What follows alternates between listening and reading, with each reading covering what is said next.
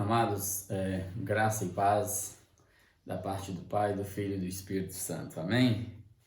Eu te convido nesse instante para abrir sua Bíblia aí no capítulo 3 de Apocalipse. Iniciaremos a cartinha à igreja de Sardes e vamos tirar nossas sabedorias daqui, nossas lições e crescermos com a consciência no Evangelho. Faça isso com todo temor e tremor, compartilhe isso. Divulgue isso para sua família, peça a Deus para salvar a sua casa nesses dias difíceis e deixe esse legado aí dentro da sua família, que é a leitura diária da palavra de Deus.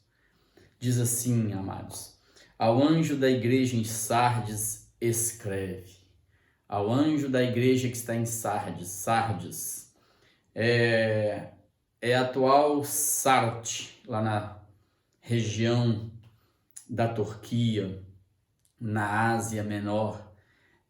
Há 700 anos atrás era a capital do reino da Lídia, é uma cidade magnífica, rica, é uma cidade militarmente bem posicionada, geograficamente bem construída, porque ela ficava na planície longa do rio Hermos, né? Mas do lado norte, já colado no Monte Timolos, levantava-se uma cordilheira de pequenos planaltos, mesetas, esporões que eles chamam, né, no mundo antigo, mas são pequenos planaltos, e em um desses planaltos, já colado no Monte Timolos, ali a 500 metros de altura estava a cidade de Sardes, bem posicionada. Para entrar militarmente falando, em termos de guerra, era muito difícil, e era uma cidade muito rica, abastada. No tempo de João, que ele escreve aqui, era uma cidade fenomenal ainda, muito rica, já tinha crescido bastante, quer dizer, a cidade já não estava mais só no monte, no planalto, na parte de cima, ela cresceu tanto que ela veio para a parte de baixo, por isso vem Sardes, Sardes. Sardes no grego é um nome plural, ou seja, se envolve a cidade que está no alto e a cidade que está no baixo, né? Está às margens do rio Pitolos, né? É um rio rico, como diz o povo antigo, que carregava sementes de ouro. Então é uma cidade muito rica, mas uma cidade, você vai perceber, por que Jesus diz assim no verso 2, ser vigilante, se não vigiares, virei contra ti. Porque é uma cidade que se gabou muito, enriqueceu, e ficou uma cidade muito assim, vivendo de aparência e confiante demais na sua segurança. Mas na época de Creso, que era o auge deles, do homem muito rico, o rei muito rico, numa batalha travada contra Ciro, o persa, né? Ciro sitia a cidade de Sardes por 14 dias e lança um prêmio para quem conseguisse entrar nessa cidade, encontrar fendas, buracos, brechas na cidade. E aí um dos soldados, né? E era o Ieápolis, o nome do cara. É um nome difícil. Era um soldado. Ele percebeu que um dos guardas deixou cair o capacete e desceu e pegou com muita rapidez. Ele pensou, ó, tem uma brecha ali. À noite ele pega uma escolta, né? E vai e entra. Para surpresa dele, quando ele consegue escavar, consegue chegar na parte de cima, não tinha ninguém de guarda, nem para tocar trombeta. E foi assim que Sardes caiu pela primeira vez, amados. E deixou de ser cidade durante 200 anos. Para vocês terem uma ideia.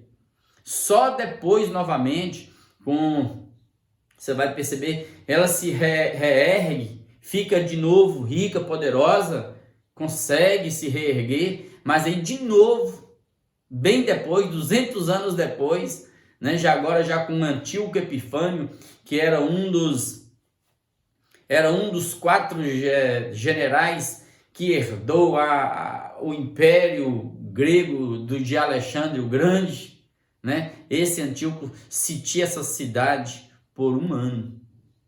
E ele lança a mesma proposta de encontrar uma brecha na cidade, e novamente a cidade cai. É por isso que Jesus disse ser vigilante. Se não vigiares, virei a ti como ladrão. Então observe que nos dias de João, essa cidade ainda era grande, poderosa ainda. Mas e dizem que era muito rica. E isso influenciou na cidade porque ela sentou em cima de sua riqueza, de sua luxúria e esqueceu-se de vigiar. É para essa cidade que Jesus está escrevendo. E Jesus se apresenta assim, ó, diz assim, ó: essas coisas diz aquele que tem os 7 Espíritos de Deus e as 7 estrelas. Ou seja, Jesus se apresenta à cidade como aquele que tem os 7 Espíritos de Deus. Ou seja, ele tem a plenitude do Espírito, que está na igreja, que conhece não só a aparência da igreja, mas conhece o ser da igreja, as entranhas da igreja. Ele é o Espírito que derrama os dons na igreja para mostrar que uma igreja, por mais que ela seja vistosa por fora, rica e poderosa, ela não consegue ser igreja sem a presença do Espírito de Deus, sem a unção do Espírito. E ele é que tem as 7 estrelas, que, como nós já vimos, são as 7 igrejas com seus anjos, com seus líderes, com o povo. Jesus é que está dizendo: eu que tenho vocês na palma das mãos. Riquezas suas não valem nada. E olha o que está escrito no verso 1 ainda: conheça as tuas obras, que tens nome de que vives e está morto. Ou seja, era uma igreja degenerada, tinha uma aparência de vida, achava que vivia, mas nos bastidores estava morta. Ou seja, amados, carregava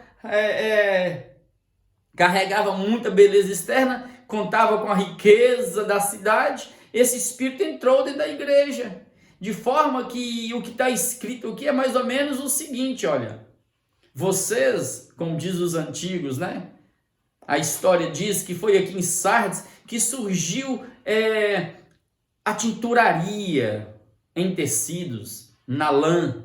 Ou seja, aqui é onde surgiu as estampas, a silcagem, sim, de roupas coloridas por fora, muito bonitas. Então, a igreja estava colorida, rica por fora, mas morta por dentro.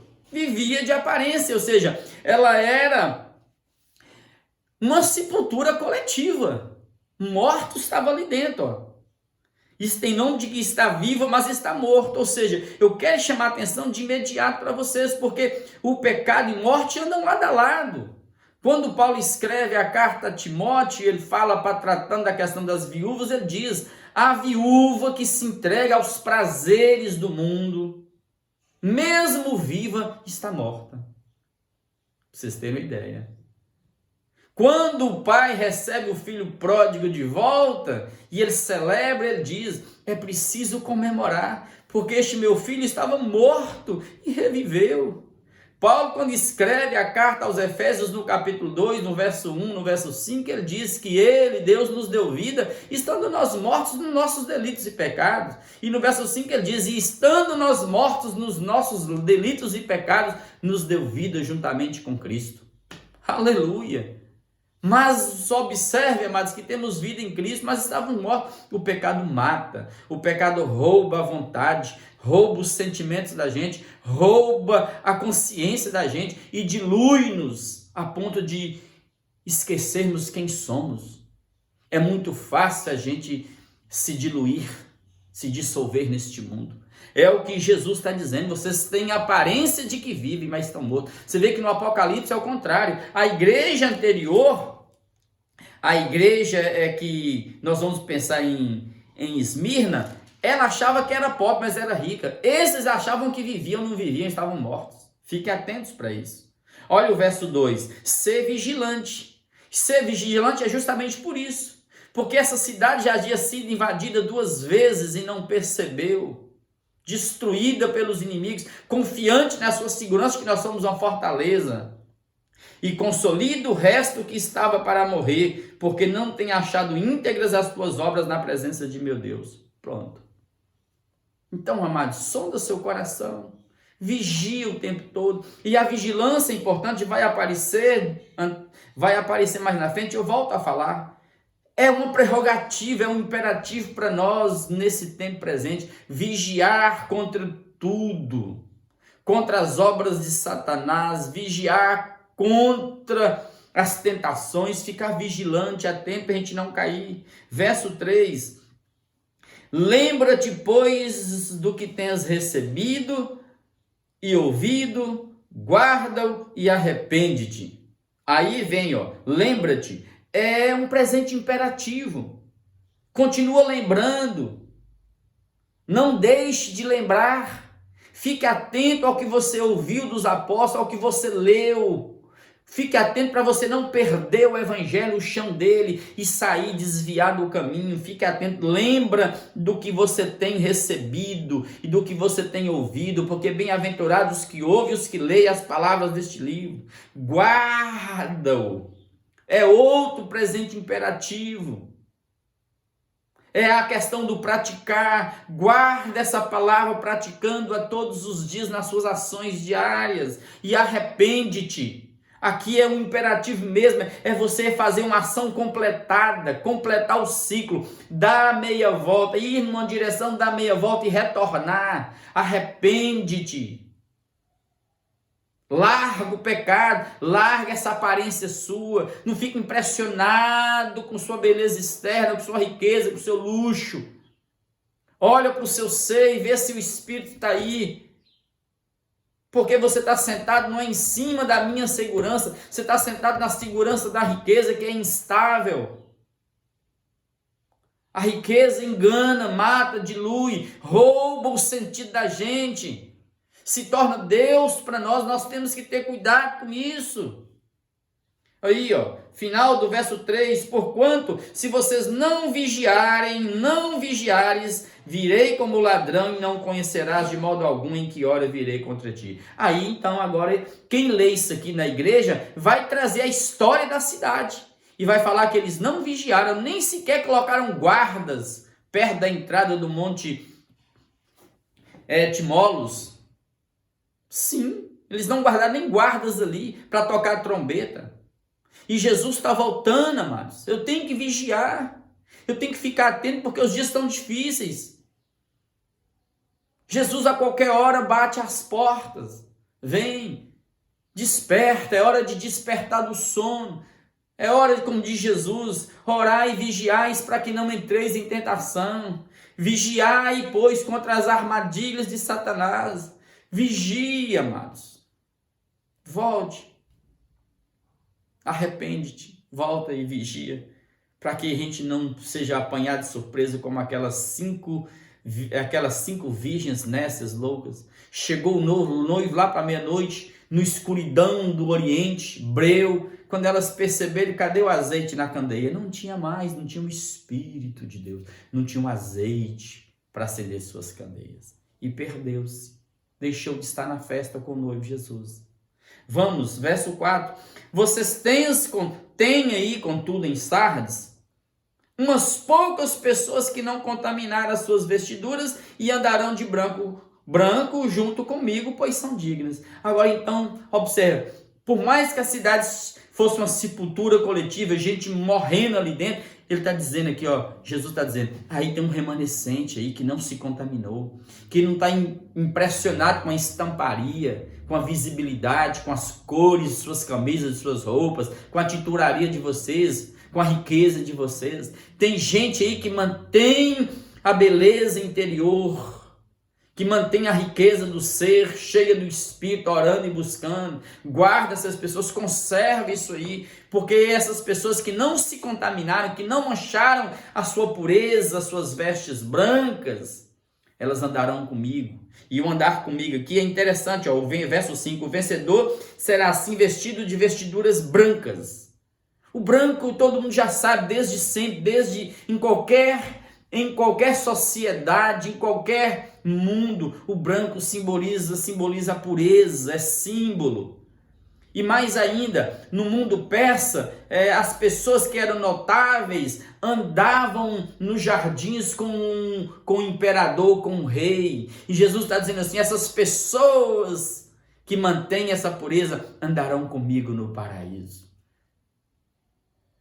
Vestirão de branco porque são dignas. E aqui é no sentido, não é literal não, é no sentido de manter a pureza da vida.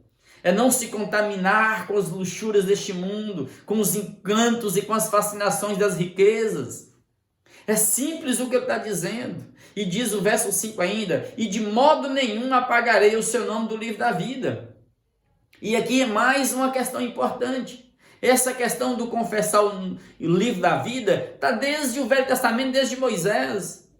Quando ele viu aquela multidão de gente no deserto, ele tendo que caminhar com aquele povo, e um povo rebelde, contradizente, dura serviço, um povo que não se curvava. Ele fala: Senhor, ou o Senhor perdoa esse povo e caminha comigo, ou então pode riscar o meu nome do livro da vida.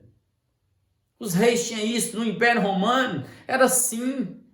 Os imperadores tinham os livros com os nomes dos moradores. Qualquer um que fizesse o mal, que fizesse um delito, ele era riscado do livro da vida.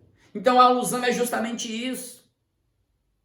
De modo nenhum, você que conservar, que se arrepender, que voltar, eu te apagarei do nome do livro da vida. Está lá no Apocalipse: e abriu-se livros, e abriu-se o livro da vida, e abriu-se o livro da vida do Cordeiro de Deus. Sim, amado, é a ideia de que eu sou propriedade de Deus, eu estou salvo. Meu nome está escrito no livro da vida com a tinta do sangue do Cordeiro, e não tem ninguém que vai apagar de lá, desde que nós aqui na terra mantenhamos assim, conservemos assim as nossas vidas em pureza diante de Deus. É o que está escrito. Pelo contrário, final do verso 5, confessarei o seu nome diante do meu Pai e diante de seus anjos. Ou seja, se você me confessar diante dos homens, eu te confessarei diante do meu Pai que está nos céus, diz Jesus lá em Mateus 10, verso 32 parece. Se você me negar diante dos homens, eu te negarei diante do meu Pai que está nos céus. É simples, amados. Perseverança, voltar para o Evangelho em arrependimento.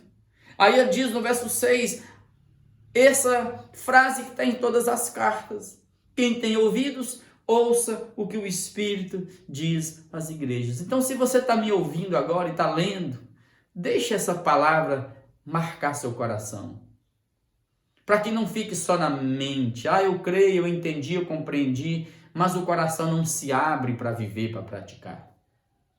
Você vê que o texto lá diz, né? O texto diz: lembra-te, volta atrás, lembra-te, guarda, pratica e arrepende e volta. Faz a ação completa o ciclo completo. Não seja como Sardes. Não dá para viver confiante na instabilidade das riquezas. O que é hoje, amanhã pode não ser. E vigie, porque Jesus virá como ladrão. Se ele vier hoje, amanhã, tudo já aconteceu. Então não fique impressionado com as escatologias, com isso, com aquilo, com o tempo, com isso. Nós vamos falar muito sobre isso. Não, apenas no dia chamado hoje, viva e arrependa e volte para o Evangelho. E não vive de aparência, com as cores, com as estamparias, com as riquezas, não como Sardes viveu. Uma igreja degenerada. Viveu como a cidade. A igreja estava incorporando o mesmo espírito da cidade. Sentou-se na segurança, entre aspas, da riqueza e nem percebeu quando os inimigos vierem destruir a cidade por 2 anos. E uma cidade rica. No ano 17, quando ela foi destruída por um terremoto, ela se reergueu praticamente sozinha. Tibério é que doou do seu bolso para ela o equivalente aos dias de hoje de $1 milhão de dólares. Pra você ter uma ideia. 10 milhões de sestércios. Você vê como que era rica essa cidade, sabe? Então, amados, não confie nessa instabilidade das riquezas, não. Confie na riqueza do Evangelho de Jesus Cristo, o Espírito de Deus em nós, esse Jesus que está aqui, que nos tem na palma da mão e que diz que sem o Espírito dele em nós, os dons do Espírito, o sétuplo dom do Espírito, não tem como a gente continuar. Vamos orar? Coloque sua vida, coloque sua casa diante de Deus.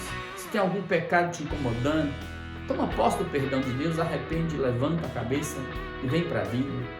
Não carregue culpas de nada, do que você fez de errado, do que eu fiz ali, do que eu... Não. Não deixe essas culpas subjetivas matar o seu senão. Qualquer que tenha sido o seu pecado, toma posse do perdão de Jesus e faz o caminho de volta. Arrepende-te e volta para o Evangelho. Vamos orar e abençoe sua casa, e abençoe nossa terra, nosso povo. Deus, obrigado por esse encontro de oração, por essa palavra que lemos. Oh Deus, nós não queremos viver como Sardes, viver aparentemente vivos, mas mortos interiormente, sem a perspectiva do Evangelho, degenerados, imiscuídos no mundo, prostituídos, dissolvidos no ser.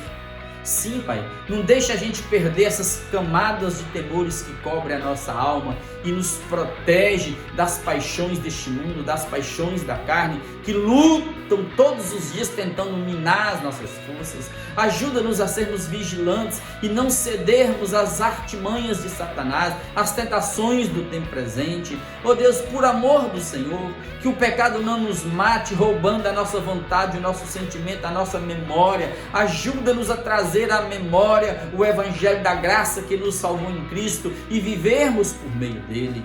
Cura a mim, cura os teus filhos e filhas agora. A esse que está oprimido, ouvindo vozes com a culpa, Pai, ó Deus, que vem sendo retroalimentada, uma culpa subjetiva, doentia e maligna, repreenda agora em nome de Jesus, e que o teu filhinho, a tua filhinha tome posse do sangue do Cordeiro, se levante com o coração cheio do perdão do Senhor para viver. Liberte nossas casas, salve os nossos, que nenhum se perca no inferno, porque o Senhor não nos deu uma família, filhos, para povoar o inferno. O Senhor nos deu uma família para povoar os céus. Guarda os nossos, os que estão doentes, os que estão enfermos, os que estão internados, os que estão entubados, ó Deus, os que estão de luto, chorando os seus mortos. Tem misericórdia, Espírito, sopra o teu vento nos quatro cantos da terra e restaura a tua igreja e fortalece-nos para a peleja, para a batalha de cada dia, e não nos deixe desanimarmos. Venha o teu reino e que o teu reino cresça a partir de nós, e tira, Pai, tira todo o véu que escurece o nosso olhar para impedir-nos de enxergar a luz do Evangelho de Cristo Jesus em nós. Tem misericórdia, abra o nosso coração para viver, para praticar, Pai, as palavras da vida e andar nas pegadas de Jesus. Dilata-nos a percepção espiritual, aumenta o nosso entendimento, estenda as nossas mãos ao necessitado, ao aflito, e que os nossos pés não saiam da rocha, e que nós mantenhamos a pureza de Jesus. Que as vestes espirituais de Jesus continuem sobre as nossas vidas, nos cobrindo de toda seta inflamada de Satanás. É assim que nós oramos, agradecidos pelo milagre. Cura, Senhor, unge o que está doente, repreenda todo espírito de morte em nossas casas, porque o Senhor quem é o Todo-Poderoso, é o Senhor quem tem as nossas vidas na palma das mãos. Nós oramos cheios de gratidão, em nome de Jesus. Amém, amém e amém.